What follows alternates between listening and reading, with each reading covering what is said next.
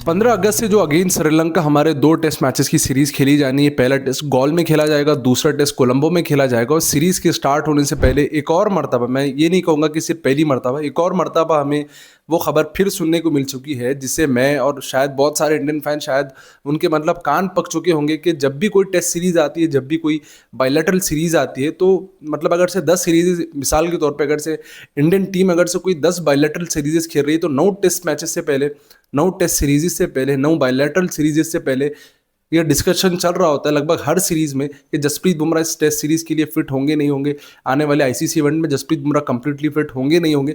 मतलब हर सीरीज से पहले जसप्रीत बुमराह की फिटनेस को लेके डिस्कशन चल रहा होता है।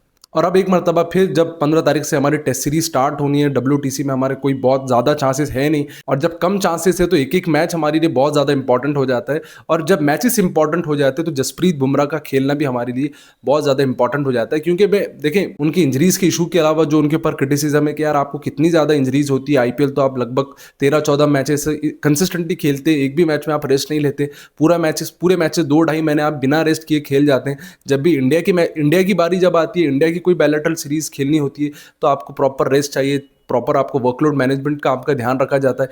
आईपीएल जब खेलना होता है तो आप बिना रुके, बिना रेस्ट किए आप 14, 15, 16 मैचेस आप खेल जाते हैं। ये क्रिटिसिज्म के अलावा जसप्रीत बुमराह, मैं खुद अपने वीडियोस में कई मरतबा कह चुका हूँ कि Jasprit Bumrah is once in a generation player, और उनका जो एक्शन है, हाइपर एक्सटेंशन जो उनका बॉलिंग एक्शन है, वो ऑलरेडी आपकी जो इंजरीज होने का जो डर होता है, इंजरीज होने का जो खतरा होता है, वो बढ़ा देता है। क्योंकि उनका जो एक्शन है वो इतनी ज़्यादा इंजरी प्रोन है, रिस्की, इतना ज़्यादा रिस्की उनका एक्शन है।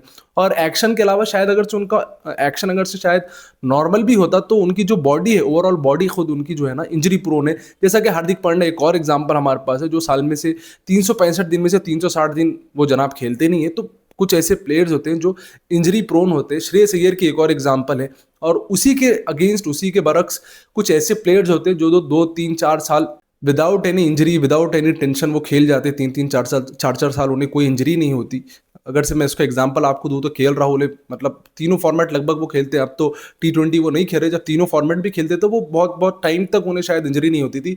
लेकिन कुछ प्लेयर्स होते हैं इंजरी प्रोन होते हैं, जैसा कि हार्दिक पांड्या है, जैसा कि जसप्रीत बुमराह है। जसप्रीत बुमराह का तो एक्शन उनका खुद इतना ज़्यादा रिस्की है, इतना ज़्यादा इंजरी प्रोन है कि शायद उनके आप इंजर्ड होने के चांसेस आपको लगते हैं ज़्यादा। लेकिन मुझे ये लग रहा है कि यार टू मच हो चुका है कि हर बायलैटरल सीरीज से पहले जसप्रीत बुमराह की फिटनेस से रिलेटेड डिस्कशन चल रहा होता है। जो भी इंडियन फैंस होते हैं, जो भी क्रिकेट पे बात करने वाले लोग होते हैं, वो जसप्रीत बुमराह की फिटनेस को लेकर बात करते हैं। जब मैंने खुद अपनी वीडियोस में मैंने कई मरतबा कहा, और जैसा कि वीडियो की स्टार्टिंग में मैंने कहा कि Jasprit Bumrah is like a diamond.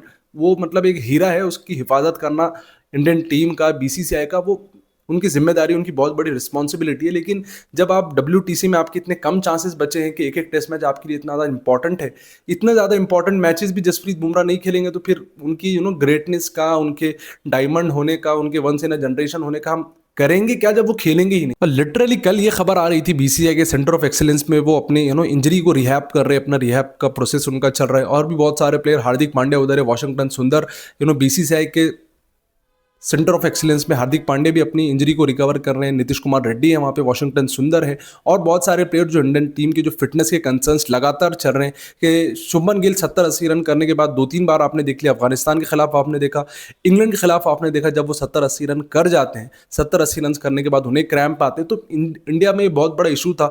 मैं खुद पिछले कुछ टाइम से चाह रहा था कि इसके ऊपर वीडियो बनाना चाहिए कि जो कंसिस्टेंटली हमारे प्लेयर्स इंजर्ड हो रहे हैं, उसके पीछे क्या इशू है, क्या फिटनेस हमारी प्लेयर्स की फिटनेस का क्या इशू है कि लगभग हर दूसरे महीने में 2-3-4 प्लेयर आपके इंजर्ड होते हैं।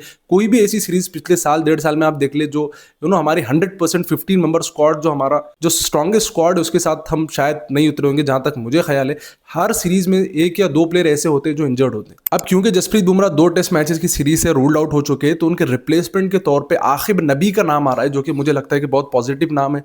उनकी सिलेक्शन पिछले 2-3 टेस्ट सीरीज पे जब उनका सिलेक्शन नहीं हुआ, खासतौर पे अगेंस्ट वेस्ट इंडीज हो गया, अगेंस्ट अफगानिस्तान हो गया, जब उनकी टेस्ट सीरीज में उनकी सिलेक्शन नहीं हुई थी, बहुत सारे लोगों ने बात की कि रणजी ट्रॉफी में इतना अच्छा परफॉर्मेंस देने के बाद आकिब नबी की सिलेक्शन क्यों नहीं हो रही। तो अभी ये नाम आ रहा है, बहुत सारे सोर्सेस ये ब्रेक कर रहे हैं कि शायद आकिब नबी को जसप्रीत बुमराह के रिप्लेसमेंट के तौर पर उन्हें लिया जा सकता है। लेकिन अभी तक कोई ऑफिशियल अपडेट इस पर नहीं आई है। सो लेट्स सी, देखते हैं क्या होता है इस टेस्ट सीरीज में।